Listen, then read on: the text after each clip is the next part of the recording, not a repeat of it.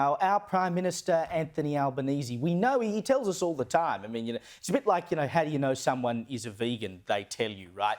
Anthony Albanese tells us all the time how he grew up in public housing with a single mother. It was a hard life, etc., etc. Life is a little easier for the Prime Minister these days. He has multiple properties, including, of course, investment properties. And in the federal budget last night, we heard all the great work that the federal government is going to do for renters. They're going to get a 10% increase in rental assistance to make life that little bit easier. We're going to be building more houses, so there are more houses for people to rent. But one of the people renting a house owned by the Prime Minister received notification today from his property manager that he is being evicted by the Prime Minister because the Prime Minister has seen fit to pack up and sell the property. Now, Mr Albanese says this is because he's sort of simplifying his finances, getting things in order as he gets ready to marry his partner, Jodie Hayden. And of course, he is well within his rights to sell his property. It is his property to do with as he sees fit.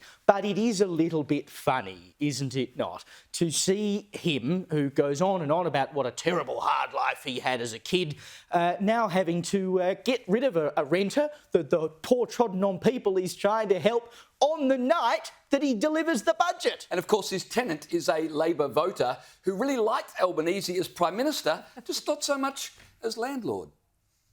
So disruptive when you get an eviction notice. I know all landowners are entitled to do that. It just wreaks absolute havoc at the moment. We're dealing with cost of living crisis, probably the worst rental crisis certainly ever I can remember in Sydney. We've got a massive shortage of properties and options are pretty limited for renters currently in Sydney. And look, full disclosure, Albo's been a really good landlord. I like Albo. I voted for him in the last election.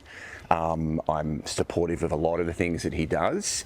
I'm very confused by this. And look, as a Labor voter, I'm a little confused as well. It just doesn't seem aligned with the information that's come out in budget week. Clearly there's an emphasis from the Labor government on wanting to do what they can to protect and support renters and understand the cost of living crisis that we're all going through. This doesn't seem fully in line with that to me. Liz, I can understand the guy's confusion. He's trying to match Anthony Albanese, we've got to do something about the housing crisis, Prime Minister, with Anthony Albanese, you're evicted, landlord. I think he's trying to conflate Albanese's the amount of compassion he likes to show on the public stage compared to, look, it's a great time to sell. I'm out of here.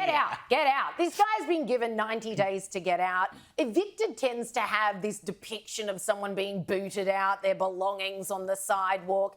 He's been on a month-to-month basis, his lease rather, for a long time now. And props to Albo. He took this guy's lease down to $680 a week during COVID and hasn't raised it since. So he has been quite a fair landlord. But to be honest, I can't fault Albanese for this. And I actually think it's a bit of a low blow by this guy to leverage the fact that because his landlord's the Prime Minister and his landlord's doing something that quite a few landlords are doing at the moment because the market is hot, he thinks that he can go on national TV and sell his sob story. We all know the rental market is a blood sport at the moment. Nobody is saying that's an enviable position to be in, but that's life, mate. It sounds like he's been a great landlord to date and he's simply divesting of some of his assets. I can't fault him for it. Yeah, he's within his rights to do it. I suppose it's just the irony of, we've got to do all this work for renters and he's essentially taking a rental property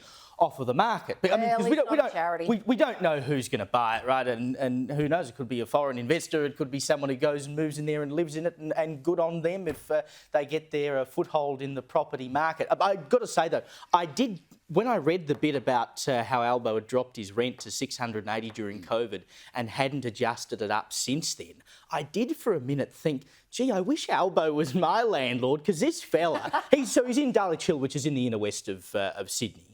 and he's been paying $680 a week for a 3-bedroom townhouse, and I pay more than that for a 2-bedroom townhouse in the inner west. So I'm like, Albo, come and buy my house, please. You've I tell you actually what- had it better than you know, Jim Flanagan. And don't worry, because the Albanese government will give you $25 a fortnight in rental assistance. That's if you qualify. And just last night, they renewed calls to build 1.2 million new homes. Good luck. By mid-2029. So don't worry, Jimbo.